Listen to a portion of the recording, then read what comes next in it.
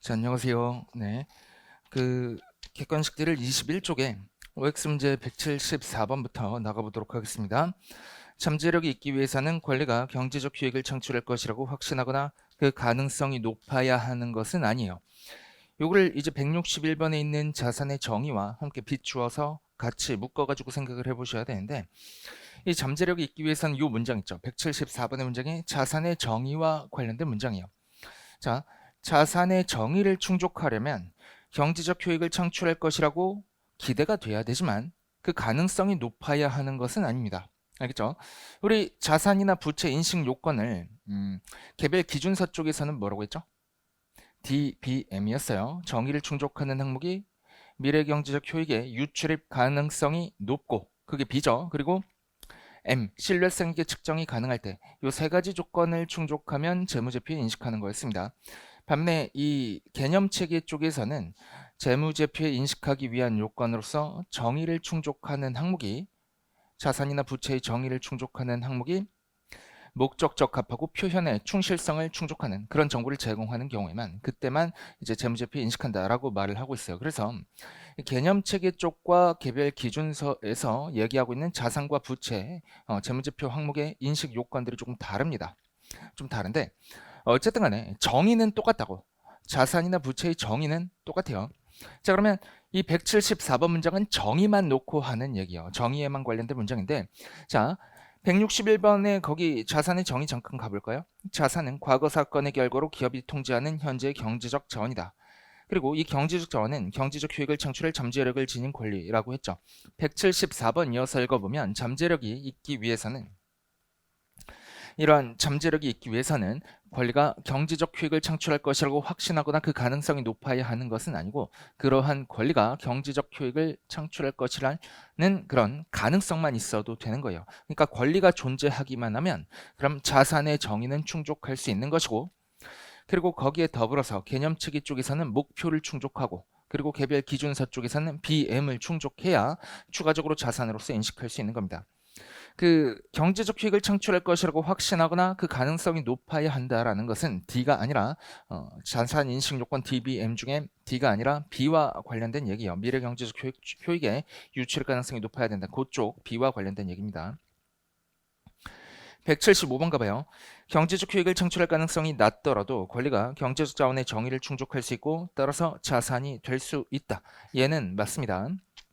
가능성이 낮더라도 자산의 정의를 충족하고 자산이 될 수는 있는 거예요. 다만 자산이 된다라고 할지라도 이 자산이 재무제표에 인식될지 말지 여부는 추가적으로 검토를 해줘야 되죠. 그 검토하기 위한 요건이 자산으로 인식하기 위한 요건이 개념체계 쪽에서는 D를 충족하면서 D는 정의죠. 정의를 충족하면서 목표를 추가로 충족하는 것이었고 개별 기준서 쪽에서는 BM을 추가로 충족하는 거였습니다. 176쪽 경제적 자원의 가치가 미래 경제적 효익을 창출한 현재의 잠재력에서 도출되지만 경제적 자원은 그 잠재력을 포함한 현재의 권리이며 그 권리가 창출할 수 있는 미래 경제적 효익이 아니다. 맞아요. 말이 좀 난해한데 일단 기준서 원문상의 문장이니까 그냥 맞다라고 하고 넘어갑시다. 177번 보세요. 지출의 발생과 자산의 취득은 밀접하게 관련되어 있으나 양자가 반드시 일치하는 것은 아니다. 맞죠? 따라서 기업이 지출한 경우에 미래 경제적 효익을 추구했다는 증거가 될 수는 있지만 자산을 취득했다는 확정적인 증거는 될 수 없죠. 맞아요. 자, 그래서 자산으로 인식하지 않게 되는 경우에는 얘를 비용으로 인식하면 되는 거죠. 178번 보겠습니다. 관련된 지출이 없더라도 특정 항목이 자산의 정의를 충족하는 것을 배제하지는 않아요. 그래서 무상으로 자산을 수증했을 때 대변의 자산 수증 이익 인식하면서 차변의 자산을 인식하기도 하죠. 그런 경우가 있죠. 특히 이제 공정가치로 측정하는 자산과 관련해서 이 178번 문장을 적용해 보면 되겠습니다. 179번 자산은 정부가 기업에게 무상으로 부여한 권리 또는 기업이 다른 당사자로부터 증여받은 권리를 포함할 수 있죠.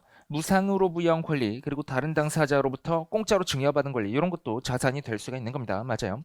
180번 통제는 경제적 자원을 기업에 결부시킨다. 맞는 말이고 통제의 존재 여부를 평가하는 것은 기업이 회계 처리할 경제적 자원을 식별하는 데 도움이 된다. 맞는 말이죠. 좋은 말입니다.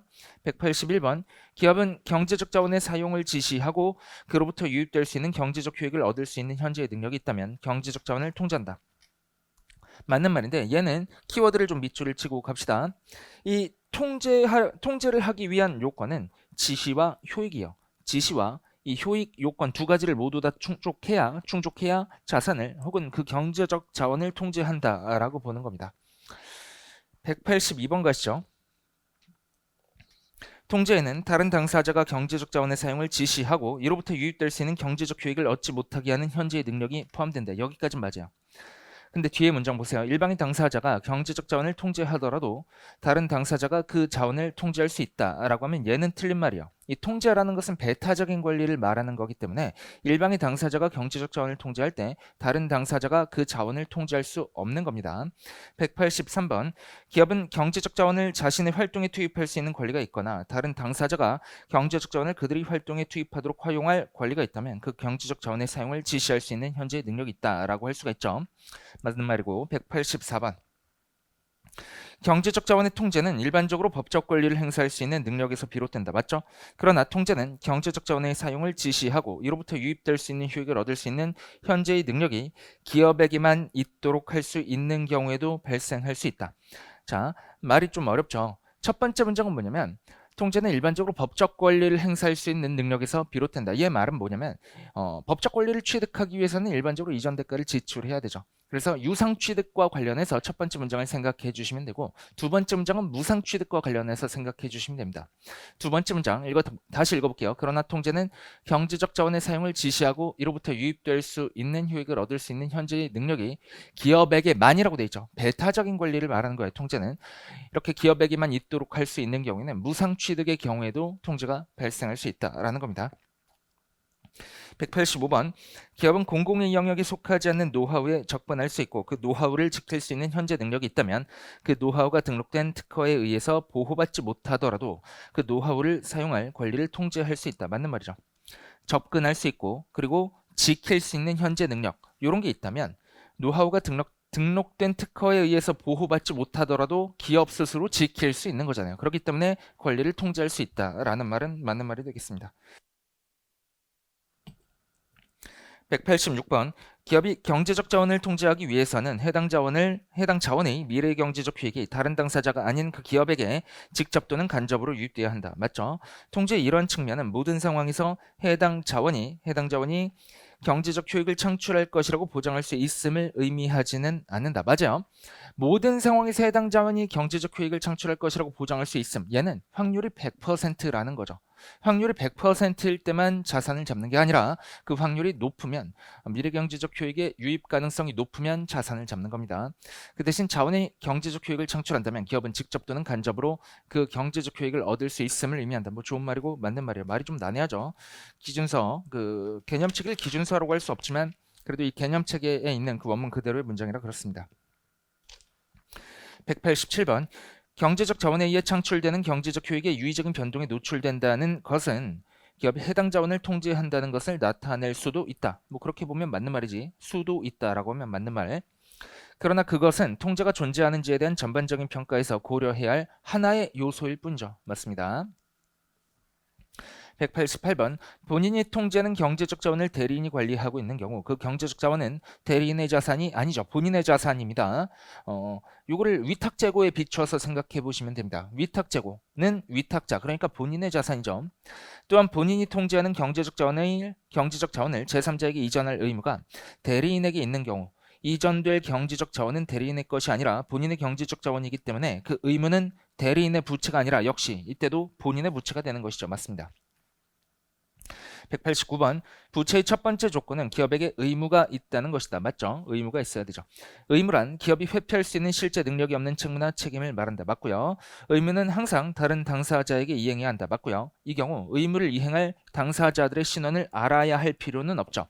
그래서 이제 충당부채 같은 거 제품 보증 충당부채를 생각해 보시면 의무의 이행 상대방이 누군지 알 수가 없죠. 불특정 다수죠. 그래서 그런 경우에도 신원을 알 수 없는 경우에도 부채를 잡을 수 있다라는 겁니다. 190번 한 당사자가 경제적 자원을 이전해야 하는 의무가 있는 경우 다른 당사자 또는 당사자들은 그 경제적 자원을 수취할 권리가 있다. 그죠? 한 당사자에게 의무가 있다면 다른 당사자는 그거를 수취할 권리가 있겠지. 그러나 한 당사자가 부채를 인식하고 이를 특정 금액으로 측정해야 한다는 요구사항이 다른 당사자가 자산을 인식하거나 동일한 금액으로 측정해야 한다는 것을 의미하지는 않죠. 맞습니다. 충당부채 생각해 보시면 되는데, 자, 충당부채도 부채를 잡죠. 그죠? 충당부채를 부채를 잡는 거죠.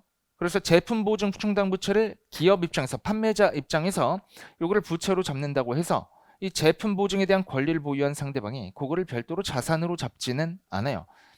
구매한 자산에 부수되는 권리로 보는 거죠. 그래서 190번 맞는 말이고요. 191번 보세요. 한 당사자의 부채와 이에 상응하는 다른 당사자의 자산에 대해 서로 다른 인식 기준이나 측정 요구사항이 표현하고자 하는 것을 가장 충실히 표현하고 가장 목적 적합한 정보를 선택하기 위한 결정이라면 특정 회계 기준은 그러한 서로 다른 기준이나 요구사항을 포함할 수 있다. 할 수 있다라고 되어 있으니까 맞는 말입니다. 192번 기업이 실무관행, 공개한 경영 방침, 특정 성명서와 상충되는 방식으로 행동할 실제 능력이 없는 경우에 기업은 그러한 실무관행, 경영 방침이나 성명서에서 의무가 발생할 수도 있다. 그죠? 이런 거를 우리가 의제 의무라고 하죠. 맞습니다. 193번 일부 상황에서 경제적 자원을 이전하는 기업의 책무나 책임은 기업 스스로 취할 수 있는 미래의 특정 행동을 조건으로 발생한다. 그러나 미래의 특정 행동에는 특정 사업을 운영하는 것, 미래의 특정 시점에 특정 시장에서 영업하는 것 또는 계약의 특정 옵션을 행사하는 것을 포함한다. 그죠? 그러한 미래의 특정 행동에는 이런 게 포함됩니다. 이런 상황에서 기업은 그러한 행동을 회피할 수 있는 실제 능력이 없다면 의무가 있다. 맞죠? 그래서 현금 지급 의무를 회피할 수 있는 실제 능력이 없다면 부채로 계상하는 거죠. 그죠? 자산의 유출을 회피할 수 있는 실제 능력이 없다면 부채로 계상하는 겁니다. 194번 경영진이 미래의 특정 자산을 취득하겠다는 의사결정은 미래 약속이므로 현재 의무라는 부채 정의를 만족시키지 못하죠. 이거 회계 원리 때부터 배우시는 건데 이제 회계 원리 단계에서 이런 거 배우셨을 거예요. 회계 처리하기 위해서는 기업의 재무 상태가 변동해야 되고 얘를 신뢰성 있게 측정할 수 있어야 됩니다. 이걸 이제 중급 회계까지 가져와서 보면 자산의 인식 요건과 자산 부채 인식 요건과 맞물리는 거죠. DBM이 되는 거죠. 자, 그래서 미래 특정 자산을 취득하겠다는 의사결정. 얘는 일단 회계 원리 단계에서부터 회계 처리 대상이 아니죠. 미래의 약속이니까. 그죠? 그리고 미래 특정 자산을 지불하겠다는 그런 의사결정. 얘도 아직까진 부채가 아니에요. 그지? 가능성이 높아야 부채가 되는 거지. 그죠? 어쨌든 간에 여기 보세요. 특정 자산을 취득하겠다는 의사결정, 그런 미래 약속은 현재 의무라는 부채의 정의를 만족시키지 못한다라는 거죠. 맞는 말이고요. 195번 기업이 그 기업을 청산하거나 거래를 중단하는 것으로만 이전을 회피할 수 있고 그 외에는 이전을 회피할 수 없다고 하더라도 기업의 재무제표가 계속 기업 기준으로 작성되는 것이 적절하다는 결론이 그런 이전을 회피할 수 있는 실체 능력이 없다는 결론을 내포하진 않는다라고 되어 있는데 이거 제가 문장을 좀 맞는 말로 바꿔드릴게요. 자, 얘는 일단 틀렸고 올바르게 읽으면 이렇게 됩니다. 기업이 그 기업을 청산하거나 거래를 중단하는 것으로만 이전을 회피할 수 있고 그 외에는 이전을 회피할 수 없다면 그렇다면 기업의 재무제표가 계속 기업 기준으로 작성되는 것이 더 적절하다는 결론은 그런 이전을 회피할 수 있는 실제 능력이 요 은으로 바꿔주시고 그런 이전을 회피할 수 있는 실제 능력이 없다는 것을 내포한다. 이렇게 해야 맞는 말이 되는 겁니다. 올바른 말로 고쳐놓으시고 한번 읽어보세요. 196번 가겠습니다. 기업이 경제적 자원의 이전을 회피할 수 있는 실제 능력이 있는지를 평가할 때 사용되는 요소는 기업의 책무나 책임의 성격에 따라 달라질 수 있다. 예를 들어 이전을 회피할 수 있도록 취하는 행동이 이전하는 것보다 유의적으로 더 불리한 경제적 결과를 가져온다면 기업은 이전을 회피할 수 있는 실제 능력이 없을 수 있다. 맞죠? 이전을 회피할 수 있도록 취하는 행동. 자, 손실부담계약 생각해보세요. 손실부담계약. 근데 이거를 취소하려면 위약금을 물어줘야 되는 그런 손실부담계약을 생각해봅시다. 그럼 이때 위전을 회피할 수 있도록 취하는 행동. 이게 뭐예요? 계약을 취소하고 손실부담계약을 취소하고 그리고 위약금을 지불하는 거죠. 그죠? 그런 행동이 손실부담계약을 이행하는 것보다 유의적으로 더 불리한 경제적 결과를 가져온다면 그러면 기업은 이 손실부담계약을 회피할 수 있는 실제 능력이 없을 수 있는 거죠. 맞는 말이죠. 그리고 그러한 이전하고자 하는 의도나 높은 이전 가능성은 기업이 이전을 회피할 수 있는 실제 능력이 없다고 결론을 내릴 때 내릴 충분한 이유가 되지 않는다라는 겁니다. 맞아요. 197번 의무가 존재하는지 불확실한 경우가 있다. 예를 들어 다른 당사자가 기업의 범법행위 혐의에 대한 보상을 요구하는 경우에 그 행위가 발생했는지 기업이 그 행위를 했는지 또는 법률에 어떻게 적용되는지가 불확실할 수 있다. 그렇겠죠. 여기까지 맞는 말. 예를 들어서 법원의 판결로 그 존재 불확실성이 해소되기 전까지는 기업이 보상을 요구하는 당사자에게 의무가 있는지 결과적으로 부채가 존재하는지 여부가 불확실하죠. 좋은 말입니다. 맞는 말이고요. 198번 갑시다. 부채의 두 번째 조건은 경제적 자원을 이전하는 것이 의무라는 것이다. 이 조건을 충족하기 위해 의무에는 기업이 경제적 자원을 다른 당사자 또는 당사자들에게 이전하도록 요구받게 될 잠재력이 있어야 한다. 여기까지 맞고요. 그러한 잠재력이 존재하기 위해서는 기업이 경제적 자원의 이전을 요구받을 것이 확실하거나 그 가능성이 높아야 하는 것은 아니다. 이게 뭐예요? 부채의 정의를 충족하기 위해서는 그 가능성이 높아야 하는 것은 아니다와 같은 맥락으로 읽어주시면 됩니다. 예를 들어 불확실한 특정 미래 사건이 발생할 경우만 그 이전이 요구될 수도 있다. 의무가 이미 존재하고 적어도 하나의 상황에서 기업이 경제적 자원을 이전하도록 요구되기만 하면 된다. 맞아요. 자, 부채의 두 번째 요건, 첫 번째 요건 이렇게 나오는데 얘는 부채의 정의에 대한 얘기를 하고 있는 거예요. 부채의 정의 또는 자산의 정의를 충족하기 위해서 유출입 가능성이 미래경제적 효익의 유출입 가능성이 높아야 하는 것은 아니죠. 정의를 충족하려면 미래경제적 효익의 유출입이 존재하기만 하면 됩니다. 그 가능성이 높을 필요는 없어요. 그리고 이 가능성이 높아야 된다는 것은 추가적인 인식 요건이 되는 거죠. Define Benefit Measure 중에서 Benefit에 해당하는 게 유출입 가능성이 높다고 자산 쪽에서도 미래경제적 효익이 똑같이 개념이 들어가는데 거기서는 미래경제적 효익이 존재해야 자산이 되고 미래경제적 효익의 유출 가능성이 존재해야 부채가 된다라는 겁니다. 미래경제적 효익의 유출 가능성이 존재하면 부채고 그게 높아야 그 부채를 재무제표에 인식할 수가 있는 거예요. 아시겠죠? 그래서 198번 맞는 말입니다. 199번 보시죠. 경제적 자원의 이전 가능성이 낮다면 의무가 부채의 정의를 충족할 수 없다. 아니요. 경제적 자원의 이전 가능성이 낮더라도 의무는 부채의 정의를 충족할 수가 있습니다. 방금도 말했지만 부채의 정의를 충족하기 위해서 경제적 효익의 이전 가능성이 존재만 하면 되는 것이지 낮거나 높거나 어떤 그 확률적인 가능성을 요구하지는 않습니다. 다만 이제 부채로 인식되기 위해서는 정의를 충족함과 더불어서 부채로 인식되기 위해서는 이전 가능성이 높아야겠지. 그래서 자, 첫 번째 문장 다시 읽어보시면 경제적 자원의 이전 가능성이 낮다고 하더라도 의무가 부채의 정의는 충족할 수 있어요. 알겠지? 그래서 얘는 틀린 말이고 그 다음 문장 읽어봐요. 그러한 낮은 가능성은 부채 인식 여부와 측정 방법의 결정을 포함해서 부채와 관련해서 제공해야 할 정보와 그 정보를 제공하는 방법에 대한 결정에 영향을 미칠 수 있다. 뒤에 문장은 맞습니다. 앞에 문장이 틀렸고 뒤에 문장은 맞아요. 결과적으로 얘는 틀린 말이죠. 200번 경제적 자원을 수취할 권리가 있는 당사자에게 그 경제적 자원을 이전해야 할 의무를 이행하는 대신에 예를 들어 기업은 다음과 같이 결정하는 경우가 있을 수 있다. 양구 1번 보시면 의무를 면제받는 협상으로 의무를 이행 또는 의무를 제3자에게 이전 또는 새로운 거래를 체결해서 경제적 자원을 이전할 의무를 다른 의무로 대체. 뭐 그럴 수 있겠죠. 맞는 말이고 이 경우 기업은 해당 의무를 이행, 이전 또는 대체할 때까지 경제적 자원을 이전할 의무가 있죠. 맞아요.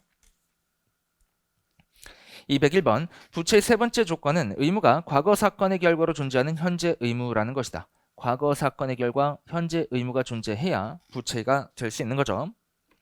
현재 의무는 다음 모두에 해당하는 경우에만 과거 사건의 결과로 존재한다. 양구를 1번 보시면 기업이 이미 경제적 효익을 얻었거나 조치를 취했고 양구를 2번 그 결과로 기업이 이전하지 않아도 되었을 경제적 자원을 이전해야 하거나 이전하게 될 수 있는 경우. 자, 그래서 과거 사건의 결과가 이 양고로 1번과 관련되는 내용이고 현재 의무가 양고로 2번과 관련되는 내용입니다.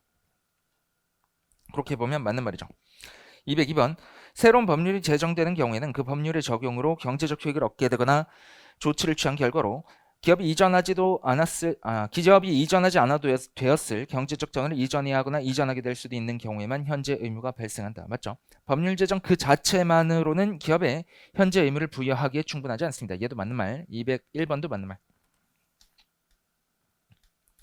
203번 가시죠. 기업의 실무관은 공개된 경영 방침 또는 특정 성명서는 그에 따라 경제적 효익을 얻거나 얻은 조치의 결과로 기업이 이전하지 않아도 되었을 경제적 자원을 이전해야 하거나 이전하게 될 수도 있는 경우에만 현재 의무를 발생시키죠. 맞습니다. 204번 미래의 특정 시점까지 경제적 자원의 이전이 집행될 수 없는 경우 현재 의무는 존재할 수 없죠. 아니요. 자, 제가 잘못 읽었는데 다시 읽어봅시다. 미래 특정 시점까지 경제적 자원이 이전이 집행될 수 없는 경우. 자, 내가 부채를 부담하고 있는데 그걸 갚을 능력이 없어요. 그렇다라고 해서 현재 의무가 존재하지 않는다? 아니죠. 그렇다라고 하더라도 현재 의무는 존재하는 겁니다. 지급 능력이 없다고 부채가 아닌 것은 아니에요. 그죠? 돈 없다고 채무를 면제해 주지는 않죠. 일반적으로. 205번 갑시다. 거래 상대방이 미래의 특정 시점까지는 업무를 수행하도록 요구할 수 없더라도 기업에게는 미래 특정 시점에 업무를 수행해야 하는 계약상 의무가 현재 존재할 수 있다. 맞는 말이고요. 206번 기업이 이전하지 않아도 되었을 경제적 자원을 이전하도록 요구받거나 요구받을 수 있게 하는 경제적 효익의 수치나 조치가 아직 없다라고 하면 아직 과거 사건이 발생하지 않은 거죠. 과거 사건이 발생하지 않았기 때문에 그 뒤에 보시면 기업은 경제적 자원을 이전해야 하는 현재 의무가 없습니다. 맞는 말. 207번 어떤 경우에는 인식을 위한 회계 단위와 측정을 위한 회계 단위를 서로 다르게 선택하는 것이 적절할 수도 있다. 어떤 경우에는 그럴 수도 있겠죠. 자, 208번 기업이 자산의 일부 또는 부채의 일부를 이전하는 경우 그때 회계 단위가 변경되어서 이전된 구성 요소와 잔여 구성 요소가 별도의 회계 단위가 될 수도 있어요. 자, 요거 분할 설립 같은 거 생각해 보시면 되는데 분할 설립할 때 기업이 자산이나 부채의 일부를 이전해서 새로운 회사를 설립하죠. 그때 회계 단위가 변경돼서 이전된 구성 요소와 잔여 구성 요소가 별도의 회계 단위가 되게 되는 거지. 그래서 208번 맞는 말이죠. 209번 서로 다른 원천에서 발생하는 권리나 의무를 단일 회계 단위로 취득하거나 단일의 원천에서 발생하는 권리와 의무를 분리해야 할 수도 있다. 단일 회계 단위로 취급한다라는 것은 이제 연결재무지표 생각해 보시면 되는데 연결재무지표는 뭐 서로 다른 법인에서 발생하는 권리와 의무를 단일 회계 단위로 취급해서 재무지표를 만들죠. 반면에 두 번째 뒤쪽 문장 보시면 단일의 원천에서 발생하는 권리나 의무를 분리해야 할 수도 있다라는 문장은 얘는 복합금융 상품 생각해 보시면 됩니다. 혹은 이제 사업부별로 별도의 재무제표를 만들기도 하거든. 그런 경우의 사례를 생각해 보시면 되겠습니다. 맞는 말이죠. 210번 서로 관련 없는 권리나 의무를 충실하게 표현하기 위해서 이들을 별도로 인식하고 측정해야 할 수 있다. 뭐 그럴 수 있겠죠. 맞는 말. 211번 원가는 다른 재무보고 결정을 제약하지만 회계 단위의 선택도 역시 제약할 수가 있습니다. 원가는 포괄적 제약 요인이죠. 212번 일반적으로 자산부채, 수익과 비용의 인식 및 측정에 관련된 원가는 회계 단위의 크기가 작아짐에 따라서 증가한다. 그죠? 회계 단위의 크기가 작아지면 그러면 그 개별적인 자산부채, 수익, 비용의 인식 측정에 관련된 원가는 증가할 거예요. 묶어서 하나의 자산으로 인식하고 하나의 부채로 인식하고 하나의 수익, 비용, 자본으로 인식할 때 원가가 아무래도 좀 줄어들겠죠. 여기까지 맞는 말. 따라서 일반적으로 동일한 원천에서 발생하는 권리 또는 의무는 정부가 더 유용하고 그 효익이 원가를 초과하는 경우에만 분리한다. 맞죠? 213번 권리와 의무 모두 동일한 원천에서 발생한 경우가 있다. 예를 들어 일부 계약은 각 당사자의 권리와 의무 모두를 성립시킨다. 그렇죠? 그런 권리와 의무가 상호 의존적이고 분리될 수 없다면 이는 단일한 불가분의 자산이나 부채를 구성하며 단일의 회계 단위를 형성한다. 미이행 계약이 그 예이다. 뭐 맞는 말이야. 그래서 상호 의존적이고 분리될 수 없다면 하나의 순액을 하나의 자산이나 부채로 회계 처리하게 되는 겁니다. 이때 회계 단위가 이제 자산 또는 부채 단위가 되는 거지.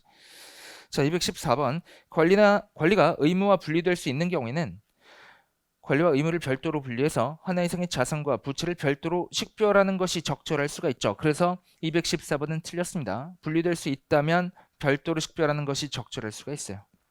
215번 분리 가능한 권리와 의무를 단일 회계 단위로 묶어서 단일의 자산이나 부채로 취급하는 것이 뭐 더 적절할 수도 있겠죠. 그죠? 이런 말이 나오면 이제 어려운 거지. 216번 단일 회계 단위로 권리와 의무의 집합을 처리하는 것은 자산과 부채를 상계하는 것과 달라요. 상계와는 다른 얘기입니다. 217번 미이행계약은 경제적 자원을 교환할 권리와 의무가 결합되어 성립한다. 맞죠?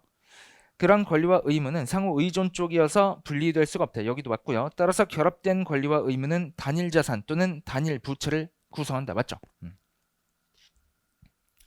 미행계약인데 반드시 이행해야만 하는 그런 계약이다 라고 하면 단일의 자산 또는 부채가 구성이 되는 거죠. 218번 갑시다. 당사자 일방이 계약상 의무를 이행한다면 그 계약은 더 이상 미이행계약이 아니죠. 미이행계약이란 거는 양쪽이 다 미이행한 상태를 말하는 겁니다. 219번 보고기업이 계약에 따라 먼저 수행했다면 그렇게 수행하는 것은 보고기업이 경제적 자원을 교환할 권리와 의무를 경제적 자원을 수취할 권리로 변경하는 사건이 된다. 그렇죠. 자, 수익기준서 측면에 비춰서 생각을 해보면 이제 보고기업 입장에서 자산을 판매하고 대가를 수령할 그럴 권리가 함께 존재하고 있는데 수행 의무를 이행했다라고 해봐요. 그렇게 수행하는 것은 보고기업의 경제적 자원을 교환할 권리와 의무를 경제적 자원을 수취할 권리로 변경하는 사건이 되죠. 그죠? 수행 의무를 이행하면 더 이상의 의무는 존재하지 않고 그 대가로 받을 권리만 존재하게 되는 거죠. 여기까지 맞는 말. 그리고 그 권리는 자산이다. 맞죠? 계약 자산 또는 수취 채권이 될 수가 있겠죠. 다른 당사자가 먼저 수행하는 경우 그렇게 수행하는 것은 보고기업의 경제적 자원을 교환할 권리와 의무를 경제적 자원을 이전할 의무로 변경하는 사건이 된다. 맞죠? 그리고 그 의무는 부채가 되죠. 맞습니다. 220번 계약의 모든 조건은 실질이 없지 않은 한 고려되어야 한다. 맞고요. 반대로 생각해보면 실질이 없는 조건은 고려할 필요가 없는 겁니다. 221번 실질이 없는 조건은 무시된다. 맞죠? 조건이 계약의 경제적 측면에서 구별될 수 있는 영향을 미치지 않는다면 그 조건은 실질이 없다라고 할 수 있습니다. 222번 계약의 집합 또는 일련의 계약은 전반적인 상업적 효과를 달성하거나 달성하도록 설계될 수 있다. 좋은 말이고 그러한 계약의 실질을 보고하려면 해당 계약의 집합 또는 일련의 계약에서 발생하는 권리와 의무를 단일 회계 단위로 처리해야 할 수도 있습니다. 맞아요. 223번 한 계약의 권리나 의무가 동일한 거래 상대방과 동시에 체결된 다른 계약의 모든 권리나 의무를 무효화하는 경우 두 계약의 결합 효과는 어떠한 권리나 의무도 창출하지 않죠. 그죠? 모든 권리나 의무를 무효화한다면 두 계약의 결합 효과는 어떤 권리나 의무도 창출하지 않는 겁니다. 맞는 말이고 224번 둘 이상이 별도로 체결하는 계약으로 창출될 수 있었을 둘 이상의 권리나 의무의 집합을 단일 계약으로 창출하는 경우 그럴 수 있겠죠. 그런 경우에 기업은 권리와 의무를 충실하게 표현하기 위해서 권리나 의무의 집합을 마치 각각 별도의 계약에서 발생한 것처럼 회계 처리할 필요가 있을 수도 있겠죠. 맞는 말이고요.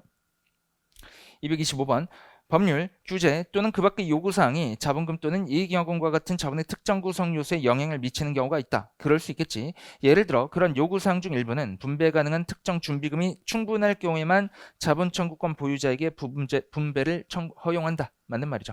우리나라에서도 적용이 되는 거죠. 우리나라는 미처분 이익영업이 충분할 경우에만 배당을 허용하죠. 226번 수익과 비용은 자산과 부채의 변동으로 정의돼요. 맞아요. 왜 그러냐면 자, 수익의 정의를 제가 어떻게 외워달라고 했죠? 자본의 증가로서 주주와의 거래가 아닌 것. 비용은요? 자본의 감소로서 주주와의 거래가 아닌 것이에요. 근데 자본은 어떻게 증감하죠? 자산 부채의 변동으로서 자본이 증감하는 겁니다. 그렇기 때문에 수익과 비용은 자산과 부채의 변동으로 정의가 되는 것이 맞아요. 227번 갑시다. 수익과 비용에 대한 정보는 자산과 부채에 대한 정보와 동일하게 중요합니다. 자산과 부채에 대한 정보만큼 중요해요. 똑같이 중요하지만 다만 수익과 비용의 정의는 자산과 부채의 변동으로 정의가 되는 겁니다. 228번 서로 다른 거래나 그 밖의 사건은 서로 다른 특성을 지닌 수익과 비용을 발생시킨다. 맞죠? 수익과 비용이 서로 다른 특성별로 정보를 별도로 제공하면 재무제표 이용자들이 기업의 재무 성과를 이해하는 데 도움이 될 수 있겠죠. 좋은 말이고 229번 갑시다.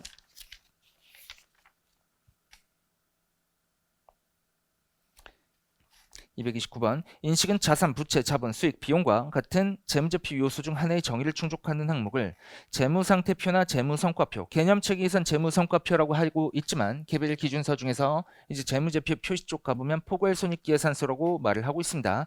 두 개가 상충되면 기준서가 우선 적용되는 거니까 우리는 포괄손익계산서라고 그 재무제표를 명칭하죠. 자, 재무성과표나 재무상태표에 포함하기 위해서 포착하는 과정이다. 맞죠? 인식이란 그런 겁니다. 인식은 그러한 재무제표 중 하나의 어떠한 항목, 명칭과 화폐의 금액으로 나타내고 그 항목을 해당 재무지표의 하나 이상의 합계에 포함시키는 것과 관련된다. 맞는 말이고 자산, 부채 또는 자본이 재무제표에 재무상태표에 인식되는 금액을 장부금액이라고 하죠. 맞습니다.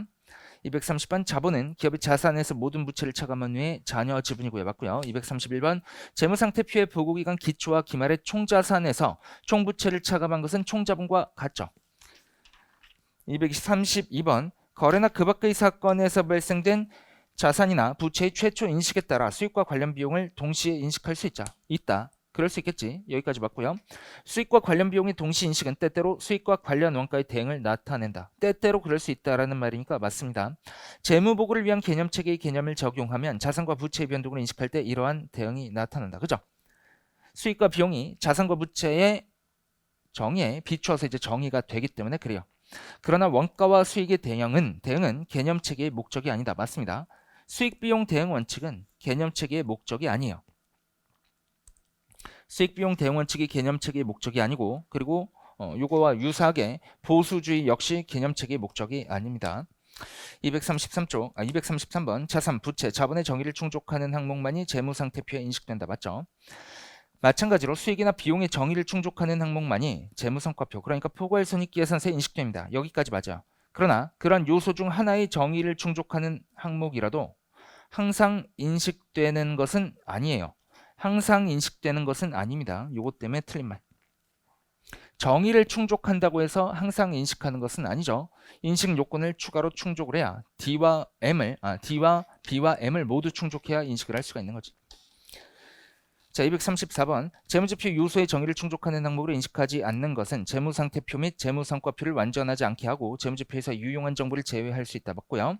반면에 어떤 상황에서는 요소의 정의를 충족하는 일부 항목을 인식하는 것이 오히려 유용한 정보를 제공하지 않을 수 있겠지. 맞아요. 235번 원가는 다른 재무보고 결정을 제약하는 것처럼 인식에 대한 결정도 제약한다. 맞아요. 그래서 원가에 대해서 포괄적 제약 요인이라는 명칭을 쓰는 겁니다. 원가는 모든 것을 포괄적으로 제약하죠. 우리 회계적인 관점에서 원가는 모든 것을 제약합니다. 236번 자산이나 부채를 인식할 때 원가가 발생한다. 맞죠? 측정을 위한 원가가 대표적인 사례지. 재무지표 작성자는 자산이나 부채의 목적적 합한 측정을 위해서 원가를 부담한다. 그죠? 이런 원가가 주로 어디에서 부담되냐면 공정가치 측정에서 발생해요. 자, 비상장 주식 공정가치 같은 거 측정해서 재무지표 인식하게 되는데 근데 이 비상장 주식을 가지고 있는 일반적인 회사들의 회계팀에서 혹은 자금팀에서 얘네들을 올바르게 공정가치 산출을 할 수가 없습니다. 그래서 보통 이제 회계법인들이 이 밸류에이션 용역을 수행하죠. 자, 그 다음에 세 번째 문장 봅시다. 재무지표 이용자들도 제공된 정보를 분석하고 해석하기 위해서 원가를 부담한다. 그럴 수 있겠지. 재무지표 이용자들에게 제공되는 정보의 효익이 그 정보를 제공하고 사용하는 원가를 정당화할 수 있는 경우에 자산이나 부채를 인식한다. 맞습니다. 237조 자산이나 부채를 인식할 때 효익을 초과하지 않는 원가로 재무지표 이용자들에게 유용한 정보를 제공하게 되는 시점을 정확하게 정하는 것은 불가능하다. 맞아요. 정확하게 정하는 것은 불가능한 겁니다. 238번 무엇이 이용자들에게 유용한지는 항목, 사실, 상황에 따라 다르다. 항목을 인식할지 여부를 결정할 때 판단이 필요하더라도 인식 요구사항이 뭐죠? 개념체계에서는 정의를 충족하는 필기하면서 갈까요? 개념체계에서는 D, 정의를 충족하면서 근본적 질적 특성을 충족하는 것이고 D 플러스 목표고요. 개별 기준서 쪽에서는 정의를 충족하면서 미래경제적 효익의 유출의 가능성이 높고 그리고 신뢰성 있는 측정이 가능해야 인식을 할 수가 있는 거죠. 그래서 238번 여기 돌아보시면 무엇이 이용자들에게 유용한지는 항목, 사실, 상황에 따라 다르다. 여기까지 맞는 말이고 항목을 인식할지 여부를 결정할 때 판단이 필요하더라도 인식 요구사항이 DBM 또는 D 플러스 목 플러스 표죠. 이것이 회계기준 간에 그리고 회계기준 내에서 달라져서는 안 된다라는 거예요. 맞습니다. 239번 인식에 관한 의사결정을 할 때 자산이나 부채가 인식되지 않는 경우 제공할 정보를 고려하는 것이 중요하다. 예를 들어 지출이 발생할 때 자산이 인식되지 않으면 비용이 인식된다. 맞습니다. 어떠한 경우에는 시간이 지남에 따라 그 비용을 인식하는 것이 유용한 정보를 제공한다. 맞죠? 그래서 비용을 기간에 걸쳐서 인식하는 경우가 있을 수 있죠. 239번 맞고요. 240번 아직 안 했죠? 240번 자산이나 부채의 정의를 충족하는 항목이 인식되지 않더라도 기업은 해당 항목에 대한 정보를 주석에 제공해야 할 수도 있다. 맞아요. 인식 요건을 충족하지 않더라도 정보 이용자 입장에서 유용할 것으로 판단이 되면 그 정보를 주석에서 제공해야 됩니다. 그래서 재무제표 본문에다가 표시하는 것을 우리가 표시라고 하고 재무제표 주석에다가 이제 기재하는 것을 공시라는 표현을 합니다. 주로 항상 그런 것은 아니지만 대부분 그래요. 자, 두 번째 문장. 재무상태표와 재무성과표에서 제공하는 구조화된 요약에 그 항목이 포함되지 않는 것을 보완하기 위해서. 이게 무슨 말이죠?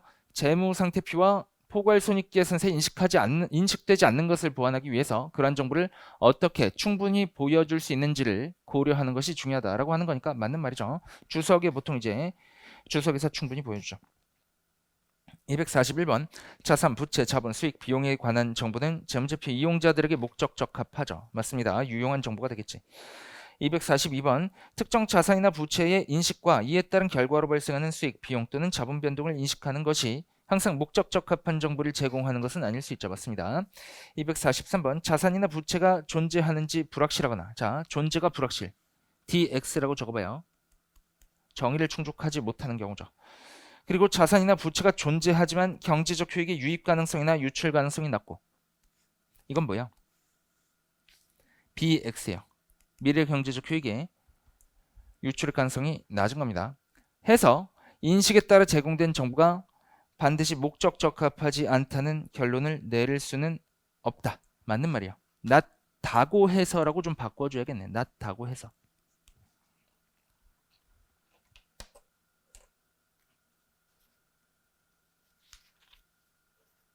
244번 갑시다.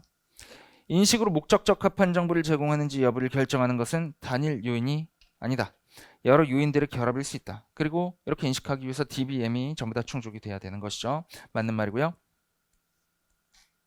245번 어떤 경우에는 자산이나 부채의 존재 여부에 대한 불확실성은 경제적 효익의 유입 가능성이나 유출 가능성이 낮고 발생 가능한 결과의 범위가 매우 광범위한 상황과 결합될 수가 있는데, 이게 간단히 말하면 뭐냐면 매우 불확실할 수 있는데 라는 말이에요. 알겠지? 자산이나 존재 여부에 대한 불확실성이 매우 불확실할 수 있는데, 이는 자산이나 부채를 반드시 단일 금액으로만 측정해서 인식하는 것이 목적 적합한 정보를 제공하지 않음을 의미할 수 있다. 뭐 그럴 수 있습니다. 맞는 말이에요. 하지만 개념책에 있는 말이고, 우리 인식하기 위해서는 단일의 금액으로 추정해서 재무제표에 인식해줘야 되죠. 뭐 재무제표 안에 범위값으로 집어넣을 수는 없습니다. 단일 금액으로서 측정해서 집어넣고, 범위에 대한 정보는 범위 측정치에 대한 정보, 그리고 확률에 대한 정보는 주석으로 보통 제공이 되죠. 246번 자산이나 부채가 인식되는지 여부와 관계없이 이와 관련된 불확실성에 대한 설명 정보가 재무제표에 제공되어야 할 수도 있겠지. 맞아요. 247번 경제적 효익의 유입 가능성이나 유출 가능성이 낮다면 자산이나 부채는 존재할 수 있어요. 유출의 가능성이 낮다라고 하더라도 자산이나 부채의 정의는 충족할 수 있고, 그래서 자산이나 부채가 존재는 할 수 있습니다. 하지만 인식은 못하겠지. 유출의 가능성이 낮으니까. DBM을 충족해야 인식할 수 있으니까. 그래서 247번 틀린 말이에요. 존재는 할 수 있습니다. 정의는 충족할 수 있어요. 248번 경제적 효익을 창출할 가능성이 낮더라도 권리가 경제적 자원의 정의를 충족할 수 있고, 따라서 자산이 될 수 있습니다. 맞고요. 249번 경제적 효익의 유입 가능성이나 유출 가능성이 낮다면 그 자산이나 부채에 대해 가장 목적 적합한 정보는 발생 가능한 유입이나 유출의 크기, 발생 가능한 시기 및 발생 가능성에 대한 영향을 미치는 요인에 대한 정보일 수 있다. 맞고요. 이러한 정보는 일반적으로 주석에 기재하죠. 250번 특정 자산이나 부채를 인식하는 것이, 자 봐요. 인식에 동그라미 쳐봐요. 목적 적합한 정보를 제공할 뿐만 아니라, 목에 동그라미 쳐봐요. 해당 자산이나 부채 및 이에 따른 결과로 발생하는 수익, 비용 또는 자본 변동에 대한 충실한 표현, 표에 동그라미 치세요. 을 제공할 경우에 적절하다. 자, 다시 한번 읽어보시면 특정 자산이나 부채를 인식하는 것은 목적 적합하면서 충실한 표현을 제공하는 경우에 적절하다. 맞습니다. 목표를 제공하는 정보가 유용한 정보고, 그런 정보들에 대해서만 자산 부채로 인식한다라고 개념체계에서 규정을 하고 있습니다. 자산이나 부채의 정의를 충족하는 항목이 목표를 추가적으로 충족할 때, 혹은 수익이나 비용이나 자본의 정의를 충족하는 항목이 목표를 추가로 충족할 때, 그때 재무제표에 인식하는 거예요. 개념 측에 따르면 그렇습니다. 251번 경제적 효익이 유입 가능성이나 유출 가능성이 낮더라도 자산이나 부채를 인식하는 것이 발생 가능한 유입이나 유출의 크기, 발생 가능한 시기 및 발생 가능성에 영향을 미치는 요인에 대한 정보 외의 목적 적합한 정보를 제공할 수 있다. 맞죠? 그럴 수 있습니다. 이런 경우에 해당되는지는 다양한 요인에 달라질 수 있다. 다양한 요인에 따라 달라질 수 있다. 그렇겠죠. 맞는 말이요. 예를 들어서 사업결합시 충당부채 같은 거 생각해보면 유출 가능성이 낮더라도 이를 유출 가능성을 공정가치 측정에 고려해가지고 금액을 측정해가지고 그 부채를 인식하잖아요. 그래서 이거를 인식하는 것이 발생 가능한 유입이나 유출의 크기, 발생 가능한 시기 및 발생 가능성에 영향을 미치는 요인에 대한 정보 외의 목적 적합한 정보를 제공할 수 있다라는 것은 뭐 맞는 말이죠. 252번 경우에 따라서 자산이나 부채를 측정하는데 추정과 관련된 불확실성의 수준이 너무 높아서 이러한 추정으로 해당 자산이나 부채 및 이에 따른 결과로 발생하는 수익, 비용, 자본의 변동을 충분히 충실하게 표현할 수 있는지 의심스러울 수가 있다. 자, 밑줄 좀 쳐봐요. 추정과 관련된 불확실성 수준이 너무 높아서 충실하게 표현할 수 있는지 의심스러울 수 있죠. 이런 경우 중 일부는 추정에 대한 설명과 그 다음에 또 밑줄 쳐봐요. 추정에 영향을 미칠 수 있는 불확실성에 대한 설명을 동반한다면 그러면 자 가장 마지막에 밑줄 치겠습니다. 불확실성이 높은 추정에 의존하는 측정이 가장 유용한 정보일 수 있다 라고 하면 얘는 맞는 말이에요. 맞습니다. 253번 제한된 상황에서 이용 가능한 또는 취득할 수 있는 자산이나 부채의 목적 적합한 모든 측정이 비록 그 측정치를 산출하는 추정에 대한 설명과 그 추정에 영향을 미치는 불확실성에 대한 설명을 동반한다라고 하더라도 자 여기도 밑줄 쳐봐요. 모든 측정이 설명을 동반한다 하더라도 계속 읽어보겠습니다. 자산이나 부채 그리고 이에 따른 결과로 발생하는 수익, 비용, 자본의 변동에 대한 유용한 정보를 제공하지 못하는 높은 측정 불확실성의 영향을 받을 수 있다. 자, 유용한 정보를 제공하지 못하는 높은 측정 불확실성 밑줄 쳐봐요. 이런 제한된 상황에서는 자산과 부채는 인식되지 않을 것이다 라고 나면 얘 맞는 말입니다. 밑줄 친 부분 중심으로 읽어주시고 맞는 말이다 라는 거 기억하고 갑시다.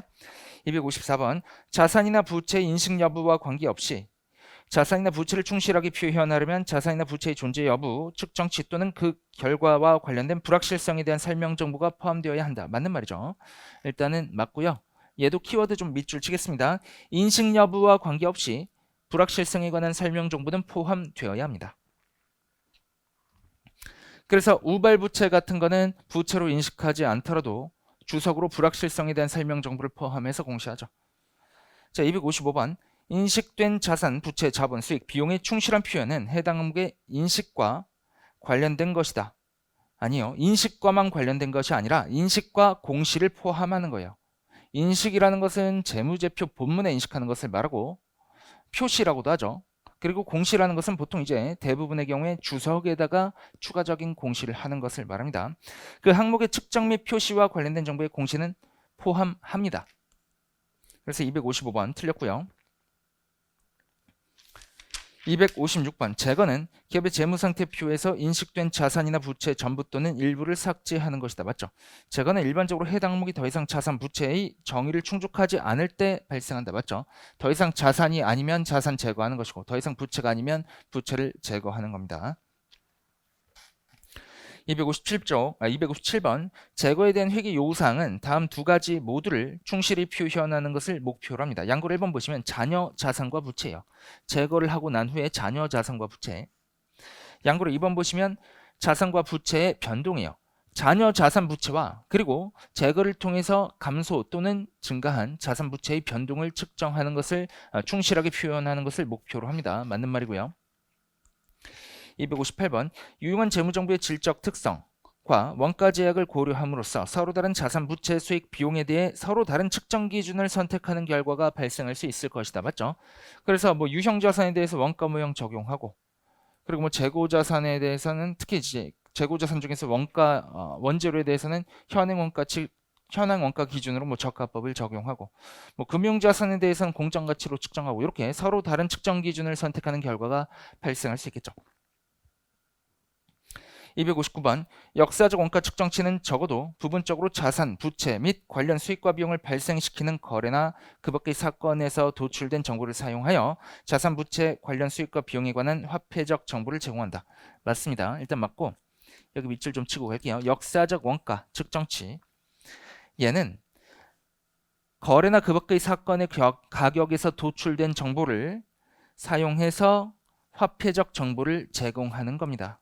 맞는 말이죠. 260번 현행 가치와 달리 역사적 원가는 자산의 손상이나 손실 부담에 따른 부채와 관련되는 변동을 제외하고는 가치의 변동을 반영하지 않죠. 맞습니다. 역사적 원가로 측정하는 유형 자산, 토지 같은 거 생각해 보시면 돼요. 자산 손상이나 손실 부담과 관련된 부채와 관련된 변동을 제외하고는 토지 취득 원가의 변동을 반영하지 않죠. 261번 자산을 취득하거나 창출할 때의 역사적 원가는 자산의 취득 또는 창출에서 발생한 원가의 가치로서 자산을 취득 또는 창출하기 위해서 지급한 대가와 거래 원가를 모두 포함합니다. 그래서 자산의 역사적 원가는 거래 원가를 포함하는 것이고, 계속 읽어보면 부채가 발생하거나 인수할 때의 역사적 원가, 부채의 역사적 원가는 발생시키거나 인수하면서 수취한 대가에서 거래 원가를 차감하죠. 그래서 자산의 역사적 원가는 거래 원가 가산, 부채의 역사적 원가는 거래 원가 차감이에요. 알겠죠? 유형자산 취득할 때 취득에 부수되는 필수적으로 부수되는 그런 거래 원가가 있다면 걔는 유형자산 취득 원가에 가산하죠. 반면에 사채 발행할 때 사채 발행비 발생했으면 걔는 부채 발행가액에서 차감하는 거죠. 그죠? 왜 그러냐면 자산은 취득하면서 현금을 유출했을 것인데 그만큼 더 유출했으니까 걔를 취득 원가에 반영한다라는 것은 그 더 유출한 것만큼의 거래 원가를 취득 원가에 가산하는 것을 말하는 것이고, 부채의 거래 원가를 부채 발생 시점의 거래 원가를 부채에 반영한다는 것은 부채를 발행하면서 현금이 유입된 금액이 있을 텐데 거기서 차감한다라는 것을 의미하는 거죠. 262번 시장 조건에 따른 거래가 아닌 사건의 결과로 자산을 취득하거나 창출할 때 또는 부채를 발생시키거나 인수할 때 원가를 식별할 수 없거나 그 원가가 자산이나 부채에 관한 목적 적합한 정보를 제공하지 못할 수 있다. 그럴 수 있겠죠. 이런 경우에 그 자산이나 부채의 현행 가치가 최초 인식 시점의 간주 원가로 사용되며, 항상 그렇진 않지만 개념책에서 간주 원가로 사용되며 라고 하면 얘는 맞는 말이에요. 개념책의 본문에 있는 그 문장에 해당합니다. 사용되며까지 맞고, 그 간주 원가는 역사적 원가로 후속 측정할 때의 시작점으로 사용된다. 맞습니다. 263번 역사적 원가 측정 기준을 금융자산과 금융부채에 적용하는 한 가지 방법은 상각 후 원가로 측정하는 것이다. 금융자산과 금융부채의 상각 후 원가는 최초 인식 시점에 결정된 이자율로 할인한 미래 현금 흐름 추정치를 반영한다. 맞죠? 그래서 상각 후 원가라는 거는 뭐예요? 미래 현금 흐름을 최초의 유효 이자율로 할인해 주는 것을 상각 후 원가라고 하는 겁니다. 반면에 미래 현금 흐름을 현행 시장 이자율로 할인하면 그걸 우리가 공정가치 추정치라고 하죠. 자, 그래서 그 다음 문장 읽어보겠습니다. 이런 경우에 어디였죠? 이런 경우에 잠깐만 몇 번이었는지 제가 262번이죠. 262번. 이런 경우에 그 자산이나 잠시만 여기까지 읽었죠? 죄송합니다. 금융자산과 금융부채의 상각 후 원가는 최초 인식 시점에 결정된 이자율로 할인한 미래 현금 흐름 추정치를 반영한다 라고 되어 있으니까 맞는 말이고, 변동금리 상품의 경우 할인율은 변동금리의 변동을 반영하기 위해서 갱신된다. 자, 변동금리 상품의 경우에는 할인율이 자동적으로 갱신이 되는 거예요. 알겠지? 미래 현금 흐름도 변동하고 할인율도 함께 변동하는 겁니다. 그래서 변동금리 상품의 현재 가치는 항상 액면가액과 맞춰지죠. 금융자산과 금융부채의 상각 후 원가는 이자의 발생, 금융자산의 손상 및 수치 또는 지급과 같은 후속 변동을 반영하기 위해서 시간의 경과에 따라서 갱신된다라고 했으니까 얘 뭐 맞는 말이고요. 264번 현행가치 측정치. 여기에 뭐가 있죠? 공정가치, 사용가치와 이행가치, 그리고 현행 원가가 있습니다. 현행가치는 공정가치, 사용가치와 이행가치, 현행 원가가 있는 거예요. 이 현행가치 측정치들은 측정일의 조건을 반영하기 위해서 갱신된 정보를 사용합니다. 그죠? 그게 현행가치 측정치인 공정가치, 사용가치, 이행가치, 현행 원가의 역사적 원가와의 차이점이죠. 자, 이러한 갱신에 따라 자산과 부채의 현행가치는 이전 측정일 이후의 변동, 즉 현행가치에 반영되는 현금 흐름과 그 밖의 요소의 추정치의 변동을 반영한다. 맞는 말이고, 역사적 원가와는 달리 자산이나 부채의 현행가치는 자산이나 부채를 발생시킨 거래나 그 밖의 사건의 가격으로부터 부분적으로라도 도출되지 않는다. 맞는 말인데 이 마지막 문장 좀 중요하니까 보고 가시고요. 265번 자산이나 부채의 현행가치 뭐가 있댔죠? 역사정가를 제외한 모두가 현행가치에 포함되는 겁니다. 공정가치, 그리고 사용가치와 이행가치, 그리고 현행원가. 자, 이 현행가치들은 자산이나 부채를 발생시킨 거래나 그 밖의 사건의 가격으로부터 부분적으로라도 도출되지 않습니다. 265번 틀렸어요. 자, 여기서 266번은 제가 문제에 오류가 좀 있는데 현행 가치라고 이걸 좀 바꿔주세요. 현행가치 측정 기준은 공정가치, 자산의 사용가치, 그리고 부채 이행가치, 현행원가를 포함한다. 이렇게 좀 고쳐주시고요. 맞는 말이죠. 이렇게 보면.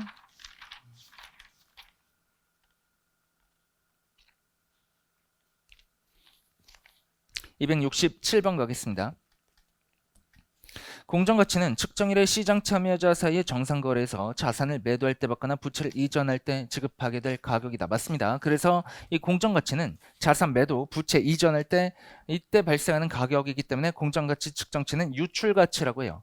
그리고 이 공정가치 측정치는 시장 참여자 사이의 정상거래 관점을 반영하기 때문에 무슨 말을 하냐면 기업 특유 관점보다 시장 참여자 관점을 더 반영한다라고 봐요. 반면에 사용가치와 이행가치는 사용가치 측면에서 이제 초점을 좀 맞춰서 보시면 유형자산의 사용가치는 똑같은 자산을 사용한다라고 하더라도 서로 다른 기업이 사용하게 되면 그 사용가치가 달라질 수 있는 거예요. 알겠죠? 어떤 기업은 A라는 기업은 이 유형자산을 이용해서 만들어내는 제품을 판매할 수 있는 그 판로라고 하죠. 그 판로가 구축이 많이 돼 있고 B라는 회사는 판로가 구축되어 있지 않으세요. 그리고 A라는 회사는 요거를 만드는데 많은 경험이 있어서 유형자산을 똑같은 걸 이용해서 제품을 만드는데 뭐 손실이 좀 적게 발생할 것이고 감모손실 같은 게 정상 감모손실이 적게 발생할 것이고 B 회사는 요 유형자산을 사용하는데 경험이 없어서 정상 감모손실 같은 게 좀 많이 발생한다 라고 하면 그때 이제 사용가치가 양측에 있어서 서로 달라지는 거죠. 그래서 사용가치에 대해서는 무슨 말을 하냐면 시장 참여자 관점보다는 기업 특유 관점을 더 반영한다. 이런 말을 해요. 자, 268번 그럼 읽어보시면 공정가치는 기업이 접근할 수 있는 시장 참여자 관점을 반영한다. 아니죠. 공정가치는 아닙니다. 죄송해요. 시장 참여자 관점을 반영한다. 맞죠? 죄송해요. 맞고요. 시장 참여자가 경제적으로 최선의 행동을 한다면 자산이나 부채의 가격을 결정할 때 사용할 가정과 동일한 가정을 사용해서 그 자산이나 부채를 측정한다. 라고 되어 있으니까 이거 맞는 말이에요. 그래서 공정가치와 관련해서 추가적인 첨언을 하자면 이게 제목의 기타 사항 쪽에서 제가 공정가치 측정 관련된 거를 살짝 넣어놓은 게 있는데 자, 공정가치라는 것은 특성이 없는 제3자 간의 시장에서 정상 거래를 할 때의 유출 가격입니다. 자산을 제거할 때, 부채를 제거할 때의 가격이야. 근데 요때 시장이라는 개념에 있어서 기업이 접근할 수 있는 가장 주된 시장 또는 가장 유리한 시장을 전제로 해서 공정가치를 도출하게 돼요. 자, 공정가치 측정할 때 언급되는 요 시장은 기업 입장에서 주된 시장 혹은 가장 유리한 시장을 말하는 겁니다. 269번 가시죠. 공정가치가 활성 시장에서 관측되는 가격으로 직접 결정되지 않고 측정 기법을 사용해서 간접적으로 결정되는 경우에 공정가치는 상대방이 기업에 대한 부채를 이행하지 못하거나 기업이 자신의 부채를 이행하지 못할 그럴 가능성이 포함되죠. 이런 가능성 같은 거 포함해서 공정가치를 측정하는 거죠. 270번 공정가치는 자산이나 부채를 발생시킨 거래나 그 밖의 사건의 가격으로부터 부분적으로도 도출되지 않기 때문에 맞는 말이죠. 공정가치뿐만 아니라 현행가치에 포함되는 공정가치 그리고 사용가치와 이행가치 그리고 현황원가 이런 것들이 전부 다 자산이나 부채를 발생시킨 거래나 그 밖의 사건의 가격으로부터 부분적으로라도 도출되지 않는 거예요. 그렇기 때문에 공정가치는 자산을 취득할 때 발생한 거래 원가로 인해서 증가하지 않으며 부채를 발생시키거나 인수할 때 발생한 거래 원가로 인해서 감소하지 않습니다. 맞는 말이고.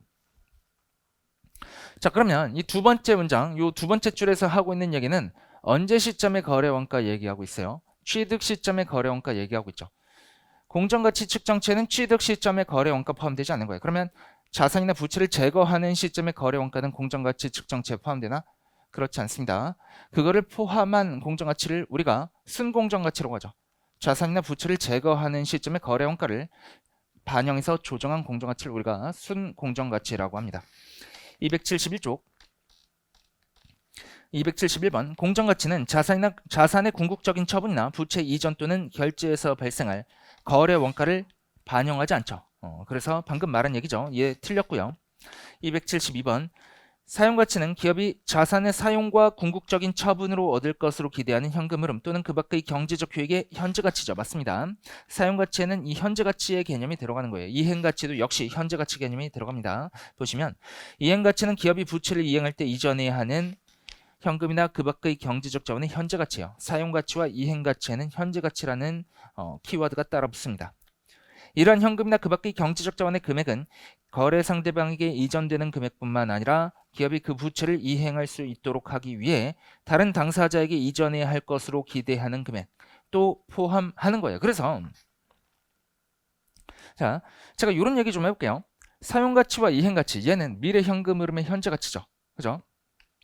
그럼 이 사용가치와 이행가치에는 과거에 해당 자산이나 부채를 발생시킬 때의 거래 원가는 포함되지 않는 거예요. 그러겠지. 미래 현금 흐름의 현재가치니까. 반면에 이 사용가치와 이행가치는 해당 자산이나 부채를 제거하게 될 시점에, 최종적으로 제거하게 될 시점에 발생할 거래 원가는 포함하는 거야. 알겠지?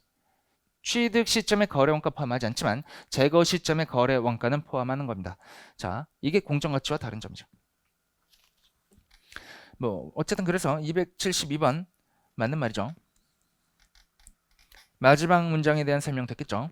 273번 사용가치와 이행가치는 미래 현금 흐름에 기초하기 때문에 자산을 취득하거나 부채를 인수할 때 발생하는 거래원가 포함하지 않는데, 그러나 사용가치와 이행가치는 기업이 자산을 궁극적으로 처분하거나 부채를 이행할 때 발생할 것으로 기대되는 거래원가의 현재가치, 얘는 포함돼요.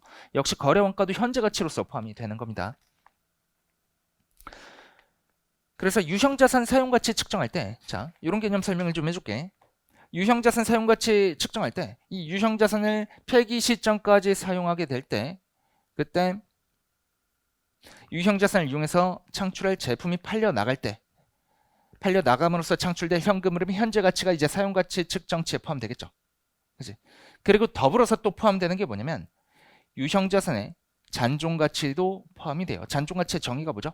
자산이 다 사용되어서 내용인수 만기에 도달했다는 가정하에 해당 자산의 처분으로 유입될 순현금 유입액을 말하는 거야. 이 잔존가치 개념에는 처분 부대 원가가 차감됩니다. 알겠죠? 그래서 이 사용가치 측정치에는 미래 현금 흐름의 현재가치가 모두 다 포함되는 것이고, 거기에 잔존가치의 현재가치도 포함되는 것이고, 그리고 이때 잔존가치에는 미래 제거 시점의 거래 원가도 역시 포함이 되는 거예요. 알겠죠? 274번 사용가치와 이행가치는 시장 참여자 가정보다는 기업 특유 가정을 반영한다 라고 했죠. 맞습니다. 일부 경우에 실무에서 시장 참여자가 사용할 가정과 기업이 자체적으로 사용할 가정 간에는 차이가 거의 없을 것이다. 뭐 그럴 수 있겠지. 맞습니다. 275번 사용가치와 이행가치는 관측될 수가 없어요. 공정가치와는 다르게 공정가치는 관측될 수도 있고 관측 불가능할 수도 있지. 반면에 이 사용가치와 이행가치는 기업이 앞으로 이 자산을 이용해서, 부채를 이용해서 창출할 혹은 지급할 것으로 예상되는 현금 흐름의 현재가치를 말하기 때문에 이게 관측이 되지 않아요. 미래 CF를 미래 CF를 할인해가지고 추정하는 것에 불과한 겁니다. 알겠죠? 관측될 수 없어요. 276번 사용가치와 이행가치는 공정가치를 활성시장에서 관측되는 가격으로 직접 결정하는 것이 아닌 간접적으로 결정할 때 투입하는 것과 동일한 요소를 반영하지만, 이게 뭐예요? 공정가치를 간접적으로 결정한다라는 게 뭐죠? 공정가치를 관측하는 것이 아니라 미래 현금 흐름의 현재가치로 할인해서 간접적으로 측정한다라는 것을 말하는 거예요. 이렇게 공정가치를 직접 관측이 불가능한 공정가치를 간접적으로 추정할 때 투입하는 것과 동일한 요소가 뭐죠? 현금 흐름과 할인율이지. 그런 거를 반영하지만 시장 참여자 관점보다는 기업 특유 관점을 반영한다라고 돼 있으니까 정확하게 맞는 말이지. 277조 자산의 현행 원가는 측정일 현재 동등한 자산의 원가로서 측정일에 지급할 대가와 그 날에 발생할 거래 원가를 포함합니다.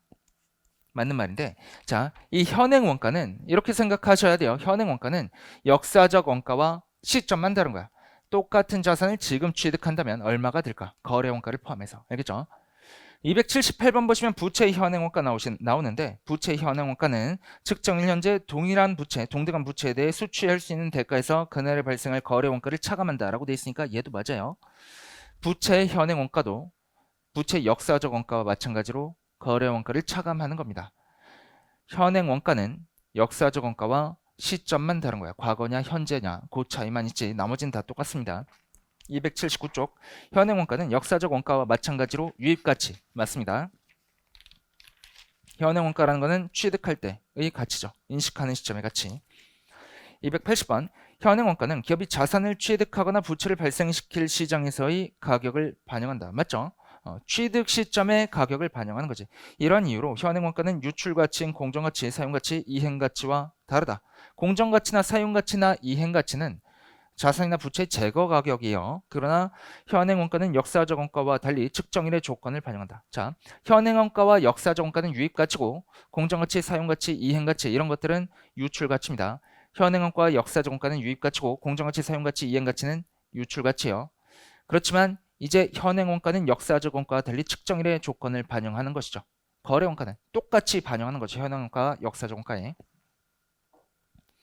281번 일부의 경우 현행 원가는 활성 시장에서 가격을 관측해서 직접 결정할 수 없으며 다른 방법을 통해 간접적으로 결정해야 한다. 맞는 말이고 예를 들어 새로운 자산에 대한 가격만을 이용할 수 있는 경우에 기업이 보유하여 사용하고 있는 자산의 현행 원가는 자산의 현재 연령과 상태를 반영하기 위해서 새로운 자산의 현재 가격을 조정해서 추정해야 할 수도 있겠죠. 맞는 말. 282번 측정 기준을 선택할 때 측정 기준이 재무상태표와 재무성과표에 만들어낼 정보의 성격을 고려하는 것이 중요하겠죠. 좋은 말입니다. 283번 역사적 원가는 자산이나 부채를 발생시킨 거래나 그 밖의 사건의 가격에서 도출된 정보를 적어도 부분적으로는 사용하기 때문에 여기까지 맞는 말이죠. 그렇기 때문에 역사적 원가로 자산이나 부채를 측정해서 제공되는 정보는 재무제표 이용자들에게 목적 적합할 수 있죠. 그죠? 뭐 그렇다라고 보시면 됩니다. 물론 이제 역사적 원가보다는 공정가치가 좀 더 목적 적합하다라고 보지만 얘 역시 맞는 말이야. 284번 일반적으로 기업이 시장 조건에 따라 최근 거래에서 자산을 취득한다면 기업은 그 자산이 최소한 자산의 원가를 회수하는 데 충분한 경제적 효익을 제공할 것으로 기대한다. 맞는 말이죠. 기업은 이익 집단이기 때문에 자산을 취득했다라는 것은 그 자산에서 창출되는 경제적 효익이 원가를 회수하는데 충분할 것으로 예상한다라는 것을 의미해요. 마찬가지로 시장 조건에 따른 최근 거래의 결과로 부채를 발생시키거나 인수한다면 기업은 일반적으로 부채를 이행하기 위해 경제적 자원을 이전해야 하는 의무의 가치가 얘는 마이너스 현금 흐름의 가치를 말하는 거겠죠. 그게 수취한 대가에서 거래 원가를 차감한 가치 이거는 플러스 현금 흐름의 가치를 말하는 거겠죠. 요거를 초과하지 않을 것으로 기대하겠지.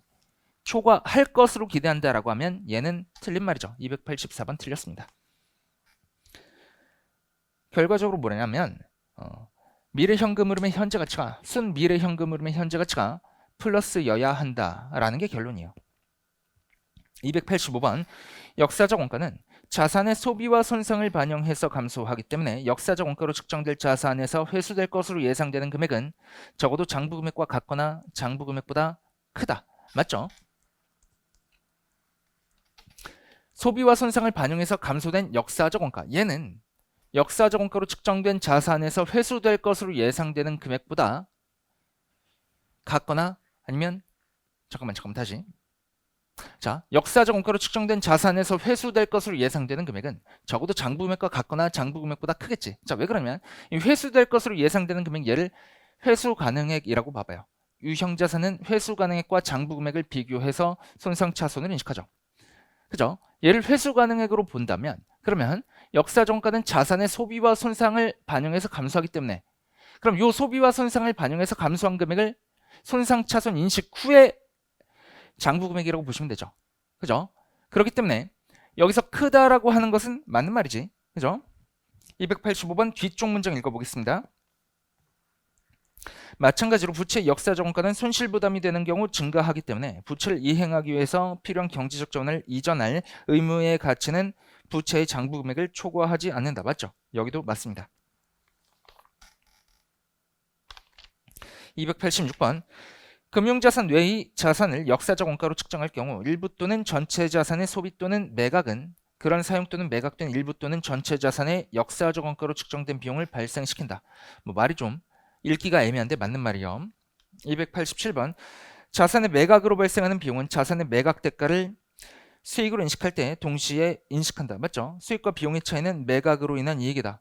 자산의 소비로 발생하는 비용은 이익에 관한 정보를 제공하기 위해 관련 수익과 비교할 수 있다. 그래서 이제 재고자산과 같은 경우에는 이 수익과 비용을 총액으로 표시하고 유형자산과 같은 경우에는 처분 손익을 손액으로, 순액으로, 이익으로서 표시를 해주겠지.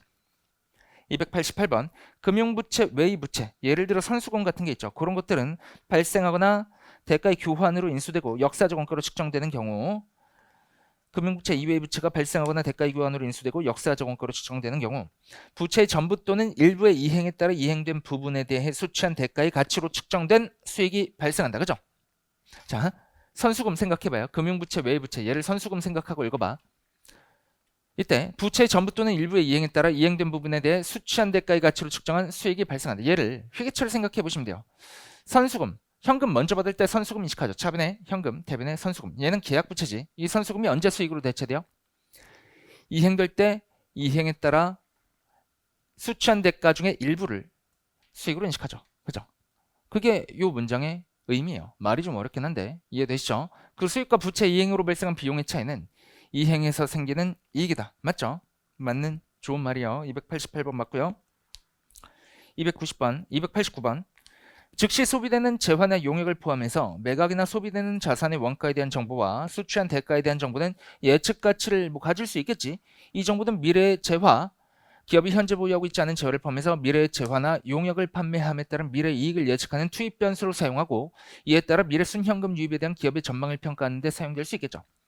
그래서 이제 재무제표의 대부분의 정보는 과거의 정보인데, 대부분의 정보는 과거 정보인데, 일부는 이제 공정가치 측정치 같은 경우는 미래 현금 흐름을 현재 가치로 측정한 그런 것들은 반드시 과거 정보라고만 할 수는 없죠. 하지만 이제 대부분이 과거 정보지, 재무제표에 포함되는 것은. 그렇다고 해서 이 과거 정보들이 유용하지 않은 것은 아니죠. 왜냐면 이 과거 정보들을 투입해서 기업의 가치를 추정하는 데 이용할 수 있기 때문에 그렇죠. 289번 그래서 맞는 말이고, 290번 보세요. 역사적 원가로 측정한 수익과 비용은 확인 가치를 가질 수 있죠. 적절한 경우에 확인 가치를 가질 수가 있습니다. 289번과 290번 이게 좀 아니다. 그냥 따로 읽으세요. 역사적 원가로 측정한 수익과 비용도 확인 가치를 가질 수 있다라고만 생각하고 넘어갑시다. 어차피 OX니까.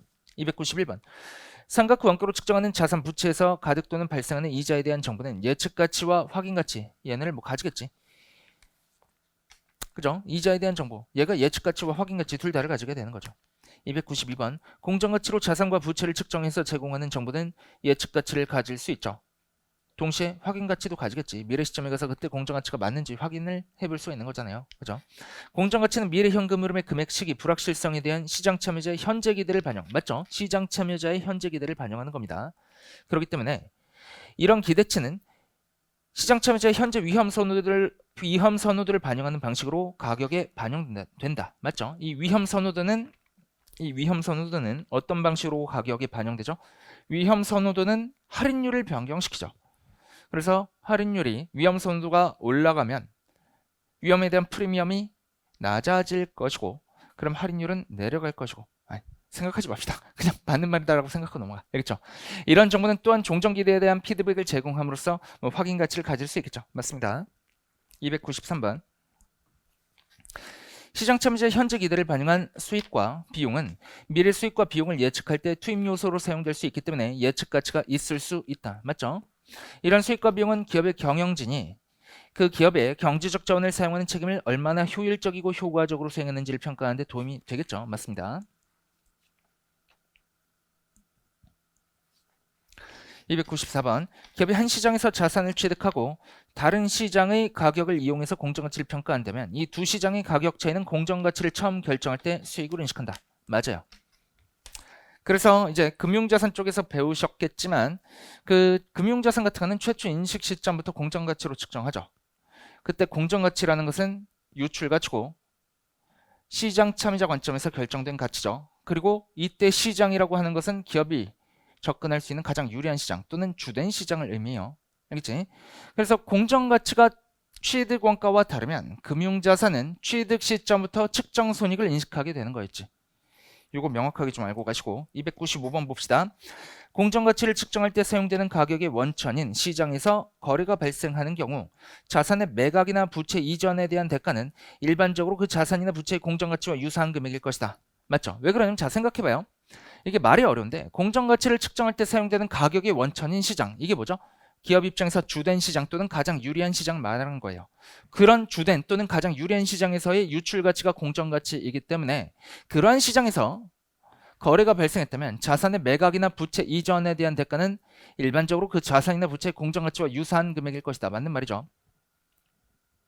이런 경우에 자산이나 부채를 공정가치로 측정한다면 거래 원가의 효과가 중요하지 않은 한 매각이나 이전 시점에 발생하는 순이익이나 순손실은 일반적으로 작을 것이다.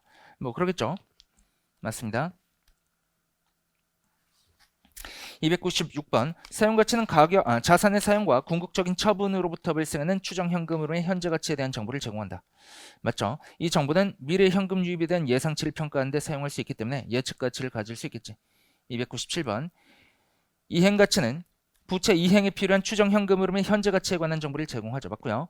따라서 이행 가치는 부채가 이전되거나 협상으로 결제될 때보다는 이전이나 협상으로 결제될 때가 뭐예요? 중도 상환하거나 아니면은 다른 상대방에게 돈 받고 이 부채를 넘기거나 돈을 지급하고 부채를 넘기거나 그럴 때보다는 원래의 약속대로 이행될 경우 원래의 만기에 상환될 경우에 예측 가치를 더 가지겠죠. 맞는 말입니다. 296번 맞고요. 297번 맞고요. 298번 사용가치나 이행가치 추정치가 미래 현금 흐름의 금액, 시기, 불확실성으로 추정된 정보와 결합돼서 갱신되더라도 미래 현금 흐름의 금액, 시기와 불확실성으로 추정된 정보와 결합돼서 갱신되더라도 확인 가치를 가질 수 있죠. 그렇게 갱신된다면 확인 가치를 가지겠지. 그래서 과거의 사용가치, 이행가치에 대한 추정치가 현재에도 적절한지 요거를 확인해주는 그런 역할을 할 수가 있겠죠. 299번 현행 원가로 측정한 자산과 부채에 관한 정보는 현행 원가가 측정일 현재 동등한 자산을 취득하거나 창출할 수 있는 원가를 반영하거나 동등한 부채를 발생시키거나 인수하기 위해 수취할 대가를 반영하기 때문에 목적 적합할 수 있다. 맞죠? 그 가운데 있는 내용들은 현행 원가에 대한 특징을 설명하고 있는 것이고 그래서 현행 원가가 목적 적합할 수 있다라고 하니까 맞는 말이고요. 300번 역사적 원가와 마찬가지로 현행 원가는 소비된 자산의 원가나 부채 이행에서 생기는 수익에 관한 정보를 제공한다. 여기까지 맞고요. 이 정보는 현재 이익을 도출하는 데 사용될 수 있으며 미래 이익을 예측하는 데 사용될 수 있겠죠. 맞아요. 역사적 원가와 달리 현행 원가는 소비하거나 이행하는 시점의 일반적인 가격을 반영한다. 여기도 맞죠. 가격 변동이 유의적일 경우 현행 원가를 기반으로 한 이익은 역사적 원가를 기반으로 한 이익보다 미래 이익을 예측하는 데 더 유용하겠지. 그죠? 맞습니다. 301번 대부분의 경우 어떤 측정 기준을 선택해야 하는지를 결정하는 단일의 요인은 없어요. 각 요인의 상대적 중요성은 사실과 상황에 따라서 달라집니다. 맞는 말이고요. 잠깐 쉬었다 하겠습니다.